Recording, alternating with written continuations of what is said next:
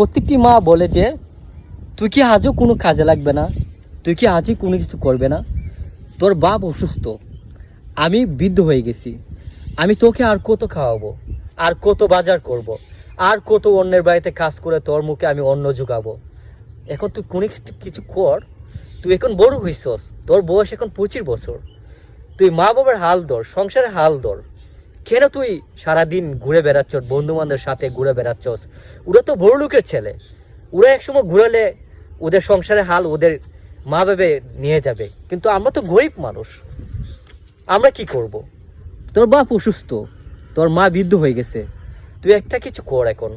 প্রত্যেকটি মা বাবার স্বপ্ন থাকে যে ছেলেটা সফল হোক, ছেলেটা সাকসেস হোক, ছেলেটা ভালো একটা চাকরি করুক, ছেলেটা ভালো একটা বিজনেস করুক। এই প্রত্যেকটি মা বাবা চায়। এই প্রত্যেকটি অবাকা ছেলেদের জন্য আমি সবসময় আমার এই মেসেজ করি, আপনারা কাজে লাগেন। আপনারা যদি কাজে লাগেন, আপনার মুখের হাসি আপনার মা বাবার ফুটে উঠবে।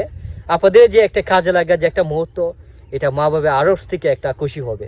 তো প্রত্যেকটা ছেলেদের জন্য আমার জন্য দোয়া শুভকামনা রাখো, যাতে সবাই কাজে লাগে, যাতে সবাই মা বাবা মুখে হাসি ফুটাতে পারে। আসসালামু আলাইকুম।